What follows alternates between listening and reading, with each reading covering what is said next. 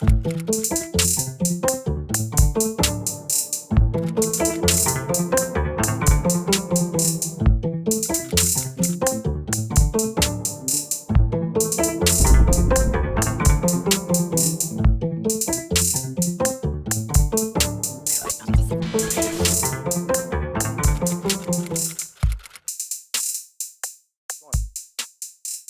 guys, thanks for tuning in to the Super Story Vidcast.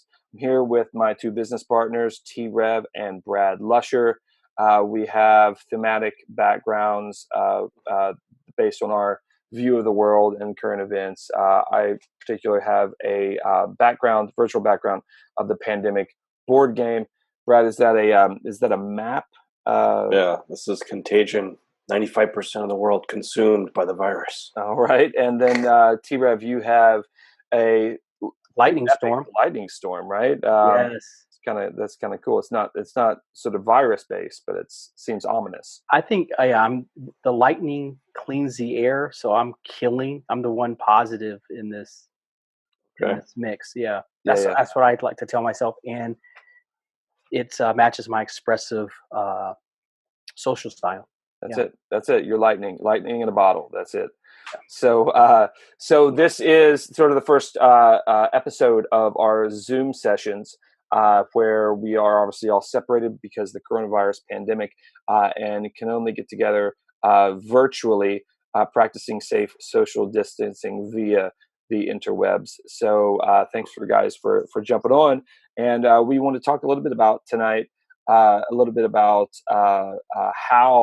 the coronavirus is impacting the entertainment industry as a whole, impacting creative professionals, writers, creators, filmmakers, authors, anybody in between, musicians, and just sort of discussion about, where do we think things are going? How can creatives prep in a different way? How can we use this time that we've been given in a way that's productive and not depressing?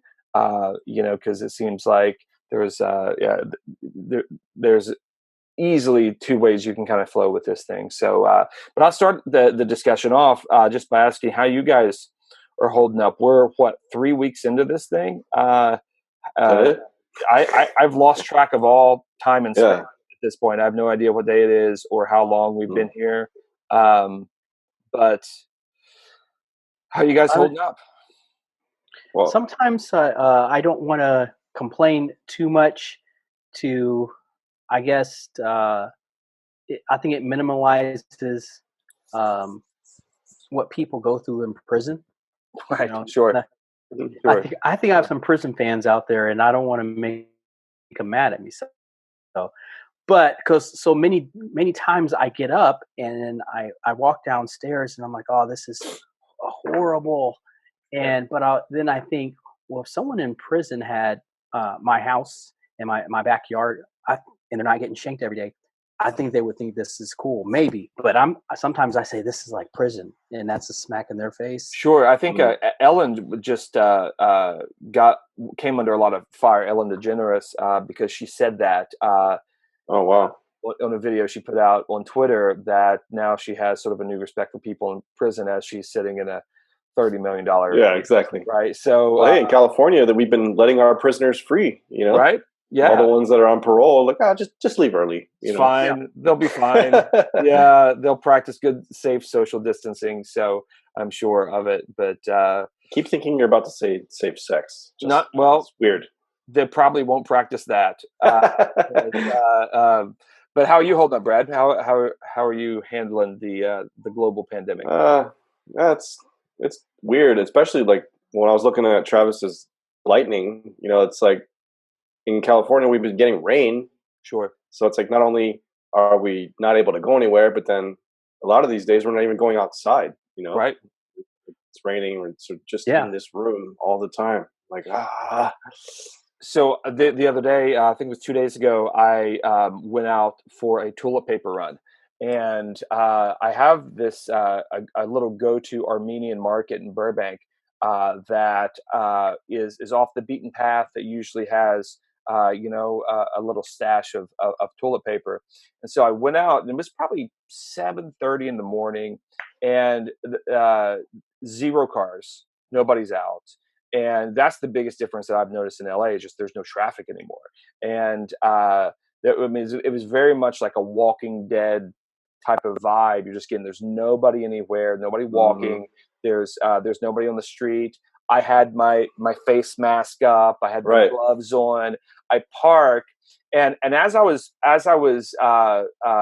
driving toward it, I passed a coyote, big coyote, like the size of a German Shepherd, that was just trotting openly down a sidewalk. And I passed it, went into the market, came out of the market, and by the time I came out of the market, the coyote caught up with me. And I found myself face to face with the coyote in this sort of apocalyptic silence and setting. And we just stared at each other for a couple seconds, and then I just jumped in the passenger side of my car. And it just was also surreal and bizarre. It's like we're all part of this really epically long, boring horror movie. And like, we're still in this setup mode, and it's just, it's weird. Yeah, I ended up watching 28 Days Later the other day because just driving on the freeways, and they're empty half the time. Sure. It was reminding me of that, that awesome scene at the beginning of 28 Days Later. He wakes up, he's like, hospital, he's like ripping stuff out. He like goes out, and he's walking down the like central part of London, looking at like the famous square where it's like, typically it's packed with cars, packed with people. Sure. And he's just walking down by himself, Yeah. It's like, just to shoot that alone, Danny Boyle had to probably like pull strings to like block off enough to shoot that. Well, like, we're living that right now. One thing that's really interesting, I don't know if you remember the movie Vanilla Sky with Tom Cruise, one of my favorite films. Yeah. There's this really famous scene in Vanilla Sky where Tom Cruise runs into Times Square, and there's nobody there, and it's completely empty. And now people are recreating that. Oh, okay. Right, because you can. I mean, right. New York is getting hit hard right now, and so. Yeah. But there's always still room for a good TikTok video. But it's just such an interesting time and such an interesting thing. And we're all still blessed to continue to work. And there's a lot of people that are completely out of work, that who have loved ones that are ill. We were just talking about Karl Anthony Towns, a player for the Timberwolves. His mom just died. We were talking about John Prine, the famous musician, died of coronavirus. Joe Diffie died of coronavirus, and then there's obviously more celebrities that. Did Tom Hanks recover yet? Tom Hanks did recover, and he actually hosted Saturday Night Live. Right. Yeah, the other night, right, which was Saturday Night Not Live, because they all did it like on their phones from home, and it actually was one of the more funny episodes of Saturday Night Live that they've had in quite a long time. So they should probably just stick with doing that. So, but yeah, there's like, this is such an literally unprecedented times, right? Now, not that we haven't had global pandemics before, right? I mean, the Spanish flu in 1912, and et cetera, we've had outbreaks and things like this, but at least in our lifetime, probably within the last century, we haven't seen anything like this, and we haven't seen anything like this in a modern day, sort of technology fueled society. Imagine if this would have happened 30 years ago, how different it would be, because we wouldn't really have the internet. We wouldn't be able to do Zoom calls. We wouldn't be able to do the things that, we wouldn't have Netflix to stream. We wouldn't have any of this stuff. Just how different that whole experience would be. This is just a really interesting thing. Well, I think the technology now allows us to actually shut things down and try to slow the spread. Sure. Previous generations, there's no option. Like, you can't get the resources you need to live just sitting in your house. Right. And so they wouldn't have done it, and that would have sacrificed a lot more lives, just sure. like the Asian flu and the Hong Kong flu back in 69 and 57, sure. A lot of people died in those. Sure. Because we weren't interconnected in a way that allowed us to actually lock everything down. Yeah, absolutely. There would have been a lot of breaking of rules. without the internet and what we can do now, because not only would there have been a financial, economical, quick collapse, Sure. but people are okay with staying at home. It's tough. They're okay with staying home. Like, hey, I can there's a lot of jobs out there, not all, but there's a lot of jobs out there that you can continue to work. And think about, if you couldn't do that, you'd have a lot of people saying, screw it, I'm going to go to work, or I'm going to corral with a bunch of people. We don't slow down the spread. So there's a lot of things. We got to applaud technology right now in many different ways. 100%.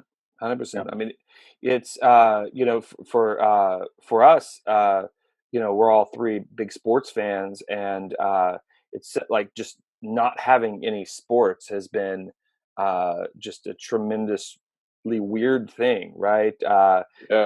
And I really thought my Kentucky Wildcats had a shot at the national title, at least the Final Four this year. I thought my Clippers had a chance to win the NBA Finals. Right. The Bengals are going to draft Joe Burrow, number one. Made some tremendous moves in free agency. We're primed and ready to go. But it looks like the governors of a variety of states are saying, don't get your hopes up for football in the fall. And both on a collegiate level, I mean, University of Kentucky's coming off a couple bowl games, getting a lot of players back. I mean, it's just, and it seems trite talking about sports when, people are dying. But it's such an interesting thing, because I think for when this all became real to me, the night that it became real, because we had been talking about it, we've been, you've been hearing stuff in the news, but there was the night when I read that Tom Hanks had it. Tom Hanks had COVID-19, and I was like, oh, wow, that was the first sort of big celebrity that had it. But then when Rudy Gobert got it, that's when it hit me of like, wow, okay, this isn't just some fringe issue. Rudy Gobert had it, and they canceled the NBA game. I'll never forget watching SportsCenter and seeing a doctor run on the court. I can't remember who was getting ready to play, but it was the Jazz Thunder game. There we go, Jazz Thunder. So surreal and they just made that announcement of like, okay, game's over, everybody go home, and then the players were quarantined, and that's when it hit me of like, okay, this is real, and it's weird. Yeah, and that hit me as a NBA season ticket holder. It's the same exact moment that day, because that was the weird thing. The NBA had been playing games that day in other cities. Yep. And so they were just towing that line, and then as soon as they had someone infected, they pulled the plug. But I was supposed to go to 2 Clipper games that weekend. So that's when it officially. We've been preparing. What would happen if we had to lock down and all that. But then once that happened, it's like, okay, yeah, it's happening. But maybe go ahead, Trev. I was thinking from an entertainment standpoint, in mixing sports and just what our appetites, what we're willing to accept. It's interesting what this has done, because I found myself, and I put up a Facebook post, willing and excited to watch my beloved Cleveland Browns on a replay. And playing Tampa Bay. I recorded a replay, and then the bad part about it is I knew that they lost. Oh wow! But I was craving. But as I was watching, I was thinking maybe they win the replay. I went absolutely nuts. I personified Einstein's definition of insanity. Sure, I went insane. I thought they were going to win, even though I knew they were going to lose. You were still rooting for them. It produced delusion. But I got twice baked sadness. If the coronavirus if does anything positive, maybe it does save you from yet another disappointing Brown season. That's a good one. I can't have disappointing Bengals seasons, because the only way to have disappointment is if you have expectation. Just don't draft Chase Young. That's all I'm saying. No, we're going fan. Stay away from him. We're going Joe Burrow. We'll save Chase Young for you. Okay, thank you. But I love Baker, but I was, because I was a big Joe Burrow fan from when he was at Ohio State, and I was rooting for him.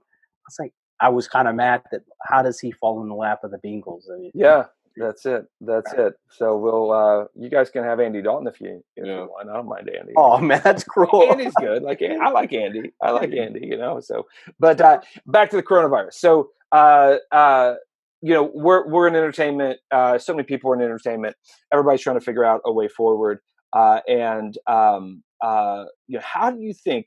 What's your prediction? What's the thing that you're seeing that is really changing in the industry? How do you think the industry is going to be different moving forward? What do you think the impact or the butterfly effect of the coronavirus and the COVID-19 crisis is going to be? I mean, it's huge. It's going to be huge. So the most immediate thing I've been tracking right now is theatrical. So Sure. in home in the entertainment world, it starts. The movie's released in the theater. Then you have your succession down the line through, into home video, onto streaming, into broadcast, and all that. So the lifeblood of the movie industry starts with the theater, and every day just watching more and more theaters closing. It's amazing. So not only the theaters, it's the current productions are closing. So Sure. there's movies that are in the can that are now getting pushed to later in the year, to next year, and that sort of thing, right? Which is fine. So once we open it back up, we will have movies in the theater and people going to the box office. But as the longer that this quarantine takes place, so let's say it goes 4 to 6 months. That's 4 to 6 months of no TVs or movies being produced on a Hollywood level. Obviously, you can get creative and do independent stuff during lockdown. But as far as the bigger budget stuff, it's all shut down. So there are things the studios have ready to go once the quarantine's released, and we can start and it may have a rush in the box office of people wanting to get out, wanting to go there. Sure. So it may be crazy the rest of the year. Like the second half of the year, Hollywood may do really well. Right. But what I'm looking at is 18 months from now, when the things that were supposed to be shot right now aren't being shot. Right. So that's when they're going to start hitting the theater. And then let's say it has a theatrical run. Then it starts hitting video on demand, starts hitting different streaming services, starts hitting, cable and broadcast and all this. Sure. That there's going to be a massive gap. Yeah. So not only is the entertainment industry taking a hit right now, but then it's going to feel the effect all over again in 12 to 18 months. Sure. So hopefully we do see people taking advantage of the change and trying to make the best of it. Sure. Really interesting case study I was looking at was what Blumhouse saw.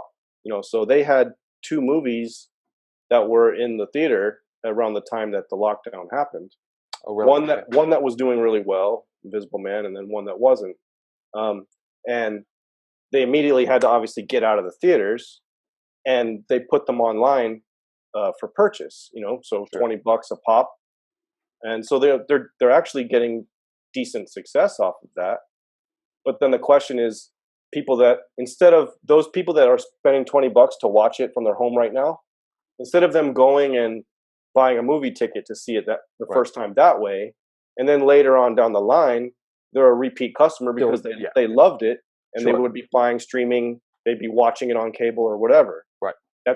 So now if they're just buying it for $20, which is way cheaper than the actual theater experience, if you think about 100%. everything involved, then they're probably not going to be a repeat customer. So even though the Blumhouse has been able to recoup a little bit by these instant purchases now, it maybe is going to suffer the overall success of the release. Sure.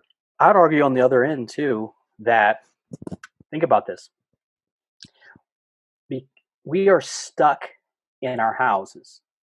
All right. I would argue that more people bought it for $20 than would have went and seen it, because we're starving for novelty. We're starving for new entertainment. Think about, I don't think that I would have watched as interesting and weird and odd and entertaining as the Tiger King was, I wouldn't have watched Right. the, you know, Sure. I wouldn't have watched it. But you got me to Sure. watch it and I'm calling people. I'm on Facebook, not calling people on Facebook and texting, hey, what's new? What's the new document? So doors have opened in this whole thing. The documentarian can do great if you have Sure. something interesting.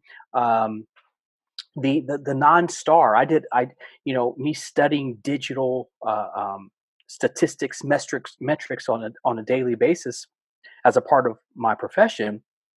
I saw that on Google that the way the world is now,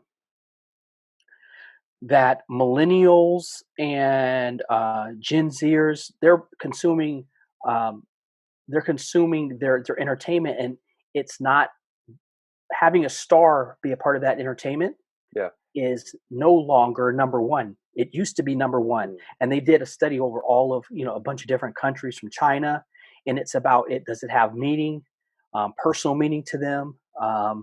And I think having a star based at person at the center was like number 7 out of 20. So that was interesting. Wow. Yeah. So I think out of all of this, when I take off my artistic, my acting and singer hat off, and my mind goes straight to business. There'll be a downturn in business. People are going to lose, but then there's going to be someone and a group of people, an entity that's going to innovate and blow up Right. and find a way. I know this from the type of work that I do in business development. Zoom probably had people calling every day to different, hey, can I talk to your so-and-so? Can I talk to your head of IT? And just getting Sure. phones hanging up, salesmen, right? Now they've got so much business. Those same people are calling them. Can I get Zoom? Can I get Zoom? Can I get Sure. Zoom? They were able to rise and be the phoenix out of this whole Sure. thing. And entertainment wise, there is someone who's going to think about how to leverage this in a better way. How do I make more content in shows on TikTok? How do I do a Zoom story and create on that? Just like you mentioned with Tom Hanks and Saturday Yeah. Night Live Sure. earlier. Who does that? Who makes it a norm? And then looking at this screen, how we're looking at one another, that becomes a norm and a medium. I think something cool comes out of this, and you want I to be agree. first to market. You want to be Netflix. Why are people talking about streaming on Netflix and not Sure. Amazon Prime, even though Amazon Prime is big? Yeah. But we're saying Netflix. They were the first to market.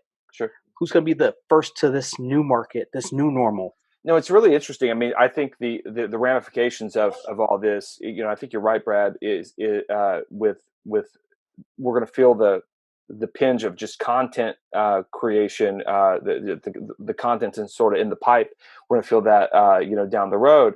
But the big concern I have theatrically is that the infrastructure for films won't even be there in 16 months because the movie theaters may not be there. I mean, we've seen the AMC theaters just got their credit downgraded by the Better Business Bureau, and which is sort of the precursor to bankruptcy.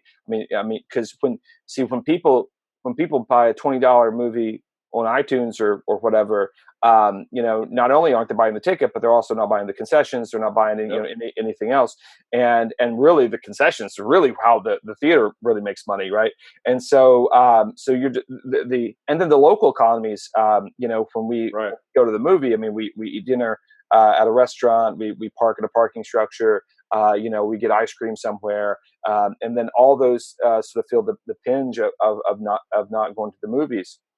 But Trolls World Tour just got released, I think, this week, and I read that Universal was pretty pleased because they made $26 million from the downloads of the $20 downloads. But the problem with that is that they were expecting to make $200 million at the box office, and so what I think you'll see is production budgets decrease exponentially because the ROI the numbers that go into the ROI are going to be much different, right? Because now you can't project or anticipate sort of the 200 million box office quite as much, and so I think probably we're going to see a resurgence of like $20 million films, $40 million films, rather than sort of the $200 million box, as comic book movie. So I think artistically, there's going to be a shift probably in content. Don't And you guys think that? Quick question. yeah, Piggyback off that. Don't you guys think that the Star Wars? Remember the anticipation for the latest Star Wars? sure, I'm thinking they could have gotten more than $20 per household for their release. sure, like And like a pay per view, Yeah, but cost. yeah, but so but the you risk market of it as that, this epic thing and party watches, but hey, pay per view is $69 a pop because they know that everyone's going to come over to the house. Sure. I don't know, maybe, I think that certain plays, if you market it right and hype it enough, Sure. maybe it's just a thought. Yeah, I think you're gonna start. I mean, variable pricing has already been in the conversation for theatrical releases, even. So I think you're going to see a lot of some changes in those models. I think in the music industry, I mean, this disrupts the music industry like wildly, because the best no way to make concerts. the best way to make money in music is touring, right? And we're just seeing Right. touring is not a thing right now at Yeah, I all. was just talking to our buddy Alex the other day, who, he's our friend, who's an awesome sound Sure. man. Yep. I mean, we've worked with him in live events for years. He has his own business where he travels around running large live shows. Yep. And he said in the matter of 3 weeks, it just killed his business and it's gone. And now he's pivoting into the home theater business of going and Right. installing home theater equipment for Have to. people. Whereas he was used to touring around on doing these giant shows, and it's just gone. I think that Trav, you're right, 100% about the opportunity that's sort of baked into this event. Thank the Lord that we're going through this in technology, like we talked about earlier, because we have the democratization of technology and the platforms at our fingertips, to be able to create content in a lot of different ways. And I think what this is going to show, I think the big shift with this, or the big shift that needs to be with this, is for creators not to put their eggs in one basket. I think this shows how vulnerable that any career, not just for independence or low level, anyone's career, how vulnerable it is to to things like this, and I think we can only anticipate sort of things like this happening more regularly in more of a globalized society. And you're vulnerable if I always use the analogy of you want to build your career like an 18-wheeler. So if an 18-wheeler is going down the road and it blows a tire, it just keeps on going. But if you're riding a unicycle and you blow a tire, you're flat on your face. And so many creators, so many creatives, and so many professionals here in Hollywood, they're all riding unicycles. And whether you're a staff writer, whether you're a gaffer on set, whether you're a sound man, whatever it is, they use sort of this unicycle approach to careers. And I was just listening to a Tony Robbins podcast, and there was a lady on there that was talking about this. This was actually recorded a couple months ago, but she was talking about how we need everybody, not just in entertainment, but everybody needs to start looking at their careers as mosaics rather than sort of a singular, like sniper rifle. Look at it like a grenade, or look at it like a mosaic, where in whatever you do, you need to have expertise in one thing, great, but you also need to be teaching. You also need to be publishing books. You also need to be speaking. You also need to, be doing a sort of a variety of things, because whenever you're one channel in anything in life, you've exposed yourself to vulnerability, right? And I think now for creators, for filmmakers, for writers, for novelists, I mean, novelists are doing well right now. People that are producing for streaming is doing well right now. But what if that changes? Who knows how things are going to go? I think diversification, not diversification for opportunity, diversification for hedging risk is going to be a big trend. Hopefully, be a big trend and a movement for creatives. I'd immediately me being a lover of hip hop music and R&B, if I was a hip hop head, right, an artist, if I was a Drake, he was already smart by filming. He created something called the 2C slide, Sure. really simple dance, can get Yep. everybody into it. Sure. Everybody sharing, everybody TikToking. That's smart one. But I would have had, if I was him on this album or that song, if I had the 2C slide, I would have it as a bigger story world Sure, right of now. course. I don't know what that story world. Let's just say that there's a story arc in his album, from song track 1 to track 12. It's telling Sure. a seamless story. I would create anime is huge. I would create anime cartoon to reenact my videos instead of, since you can't do live. Yep. I'd have a second anime series that is a part 2 of the album that tells a different story of the world. I'd just totally transmediate this. I'd have a novel, and you can hire people from India. You can go to Fiverr and all this stuff and get people to do animation. And there's things Sure. that you can do from your home, creating this story world, creating different multiple entry points for people into your IP.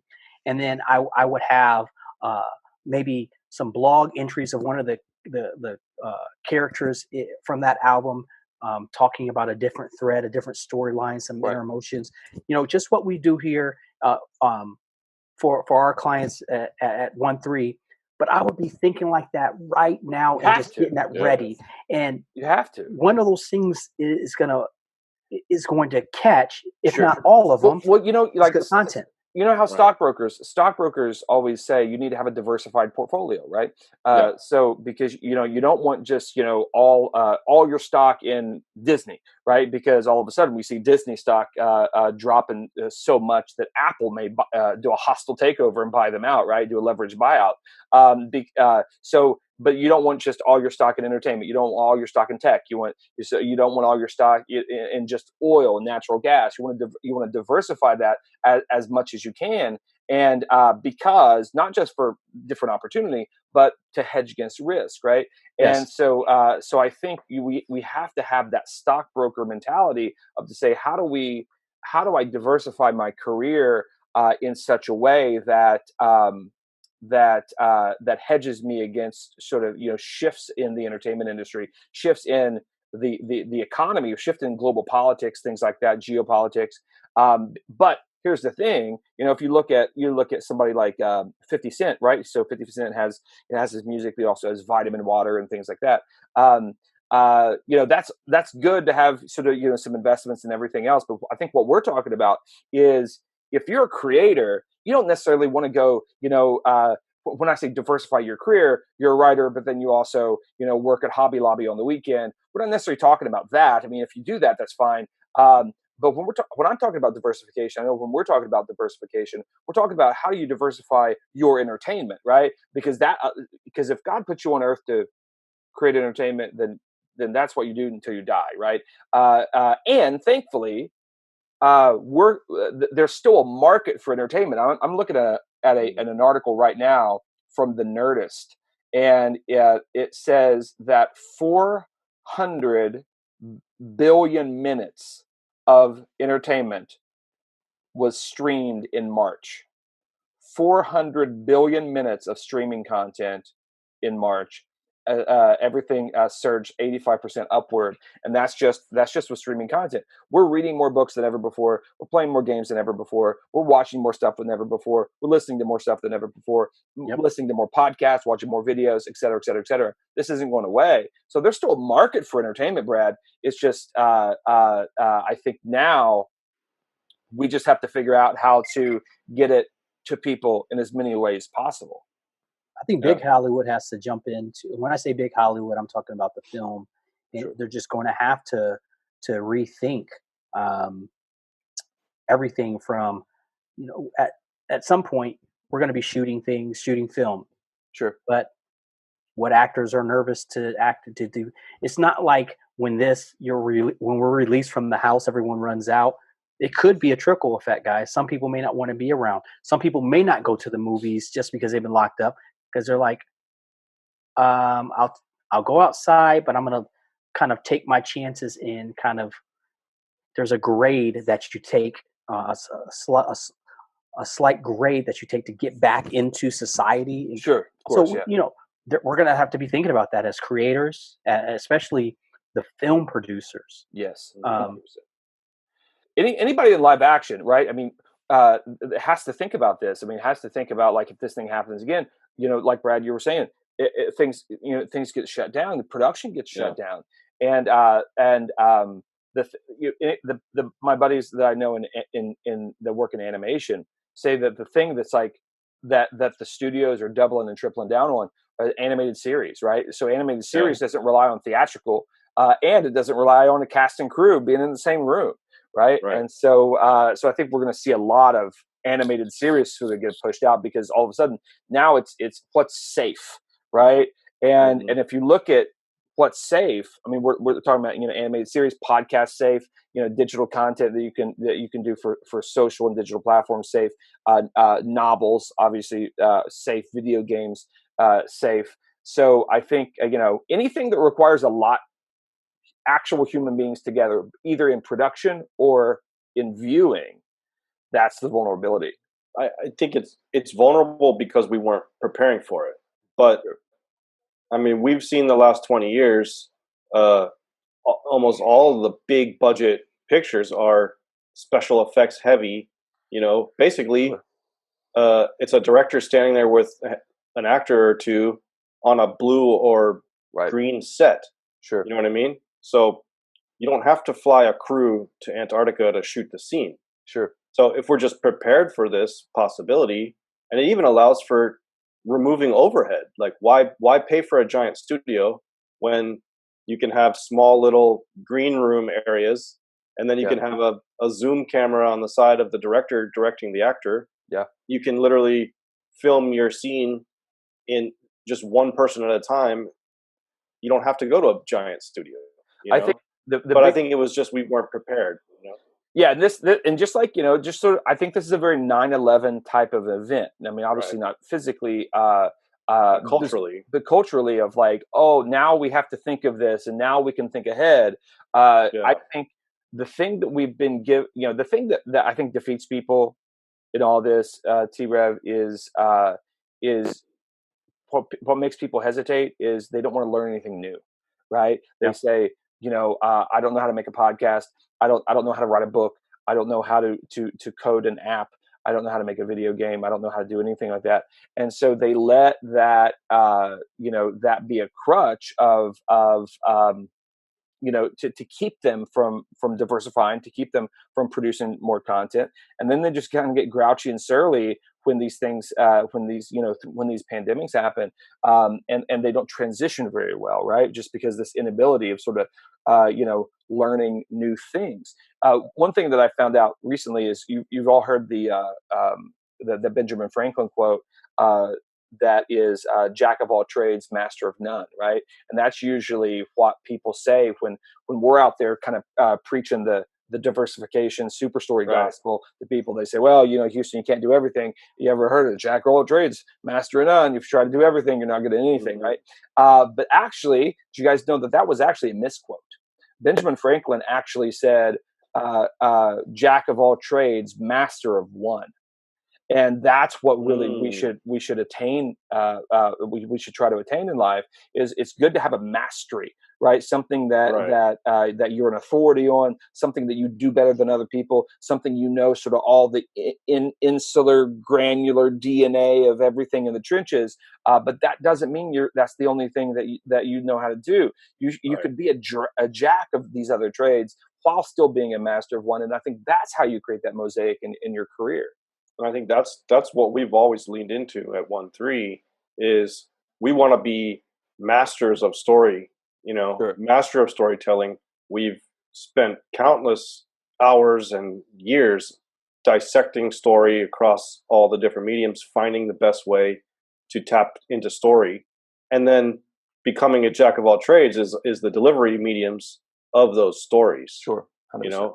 And so we've prepared ourselves pretty well for the new normal that we're about to see. 100%. That's a good point, Brad, because I would tell any storyteller, master that. And a good story, you prime it correctly, can be diversified. You can put it on multiple platforms by doing a couple of key ingredients, but master that. It doesn't take anything away from your storytelling. Matter of fact, it challenges you more Sure, 100% makes you better. to take this approach and to be challenged like this in this day and this time. And you don't want to be a broke master storyteller telling, 100%. I mean, campfires. I Sure. mean, unless that campfire is on TV being shown to a stream to a bunch of millions of people, Yeah. screw that. Let's get your good stories out there. Let's get them told. People will fight for the right to stay a starving artist, and I don't I never understand That's that, funny. right? Like, and I don't think you should either. I don't think being a well-fed sellout is good either. I think we need well-fed artists, right? I Yeah. think that's sort of that's what we need to go for. And it's like maddening to me when people don't want to get pushed out of their comfort zone to learn anything new, because right now we have more educational tools at our fingertips than ever before to learn. If you don't know how to write a novel, guess what? There's a masterclass by Neil Gaiman and James Patterson waiting for you to take it. Right? There are countless blogs and LinkedIn Learning and interviews of people on YouTube. YouTube's the greatest educational platform in the history of the world. Right? If you need to know how to change the carburetor in a 1987 Volvo station wagon, there's a YouTube video that will show you how to do it. People don't want to take the 7 to 10 to 12 to 27 hours to just sit and learn something new. But the thing that this coronavirus has given us is more than anything. I think it has taken so much. It's an evil disease. Don't get me wrong, but what it has given us as a byproduct is the most precious commodity in life, which is time. The time is something we can't make more of. Time is something that we don't get back. And it has given us the time, and we have the tools in which to kind of leverage during that time. If you can't take a masterclass, learn how to write a book right now, you'll never do it. Right? And if you don't take advantage of, of writing that song, writing that play, writing that novel, producing those videos, publishing that podcast, taking that class, learning the thing, it's no longer an opportunity problem. Because how many of us, I mean, me included, said, man, if I only had time, I would learn that other language, or if I only had time, I would learn how to cook, or if I only had time, I would produce that podcast. If I only had time, I would write that novel. We're looking for the opportunity, but if you don't do it now as a creative, it's not a opportunity problem, it's a discipline problem. So many people are going to be exposed now, I think, as people that were talking the talk. Like, because now we could potentially have 3 to 4 to 5 months, right, of just unbroken time in our house when we're not going out with buddies, and we still have the internet, and we still have our computers, and we still have the access to all the tools. And if we can't do something now, it's a us problem, not opportunity problem. I don't know, I get fired up about it. I think it's crazy how people we're just self-defeating in so many ways. Yeah, they need smacked. And I mean, it's like the people on that movie Airplane, and there was a lady going crazy and panicking, and they all stood up and they were shaking her, "Get a hold of yourself!" And they were just smacking her. I think they were smacking her. It's a great scene. But it's a great yeah, scene. and that's what I want to do to people. Wake up, Sure. think, innovate. I'm a praying man, so I even say pray for innovation and ideas that you didn't think. Pray to 100%. how to leverage a platform. How do I make a Zoom centric dialogue as a part of my Sure. entertainment IP? How do I do that? How do I leverage that? I mean, you just got to be, and it's fun. It stretches you. Yep. It's a really cool thing. Somebody's going to come up with a coronavirus movie. Somebody's going to come up with just a horror movie told through Zoom. Somebody's going to do something interesting. Here's my. We'll finish up right now, guys. Here's my coronavirus pitch for you guys. I've been thinking of a variety of coronavirus ideas that we could flip into some potential stories, some interesting things, right? But my favorite one, I think, is a group of NBA players that are stuck in lockdown, right? We're stuck in quarantine. They can't play ball. They can't see each other. They get sick of being inside, and they sneak out to play a pickup game of basketball, and then misadventures ensue. They get chased. crazy things happen, and it's sort of a hangover type of a comedy that that we call quarantine. Any takers on that? It's okay. No, it's not bad. no. So think about Space Jam meets Contagion, right? Space Jam meets Contagion. No, dude, it would work. You got people watching guys play horse. I mean, so yeah, I was going to say that was really fun. Think about Kevin Durant, Steph Curry, LeBron, right? I think that could be fun, right? And they all want to be actors and producers. Right? I think. Imagine Draymond and LeBron are forced to work together to save the rest of the guys. Man, I think that's I don't know. I think the title sells it all. Quarantine. I think I'd want to be in it, and I figured out a way to cast myself in it. They get out there, they lose their ball. I'm the lone guy taking shots. That's it. I have the ball, and I said, "You can play with my ball if you put me on the team." That's it. Listen, guys, I appreciate the time. Thank you for jumping on our first episode of the Superstory Vidcast, the Zoom sessions.